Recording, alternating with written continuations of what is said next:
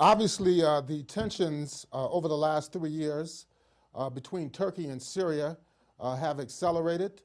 Up until last year in August, there were direct plans on the part of the Obama administration to launch aerial bombardments against Syria, but due to the intervention of Russia and others throughout the international community, that appears, at least for now, to have been thwarted.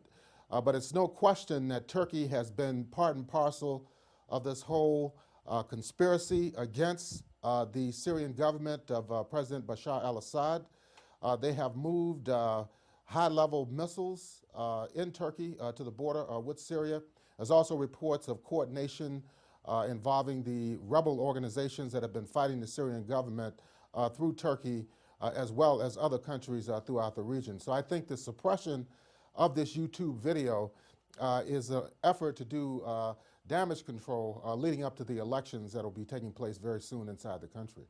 Well, it's a concerted policy on the part of the North Atlantic Treaty Organization, NATO, which Turkey is a part of, has been a part of since the early 1950s. The United States, which founded NATO, which in many ways still coordinates its activity, has been pressurizing all of its member states to take a hostile position against Syria.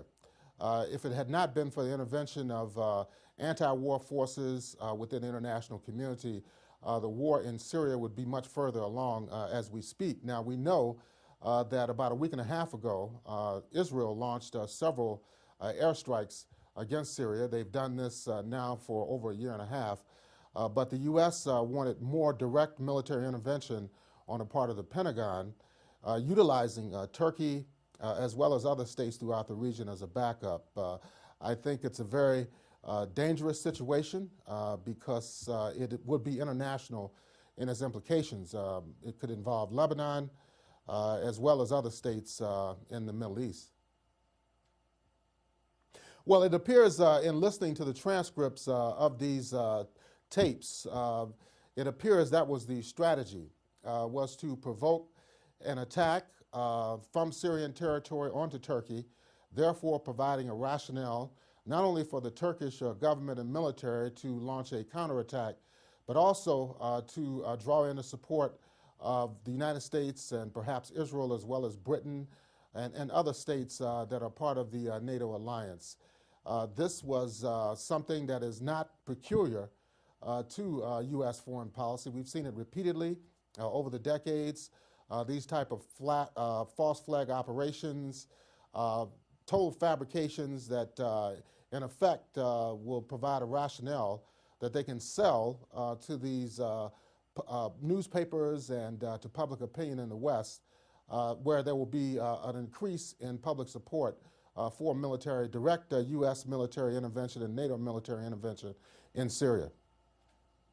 I think it'll give pause to the Turkish Foreign Ministry and to the Prime Minister's office, the fact that they've, in essence, panicked and have been panicking over the last few weeks with the ban on Twitter and then the ostensible lift of the ban on Twitter, and now with another purported ban on YouTube.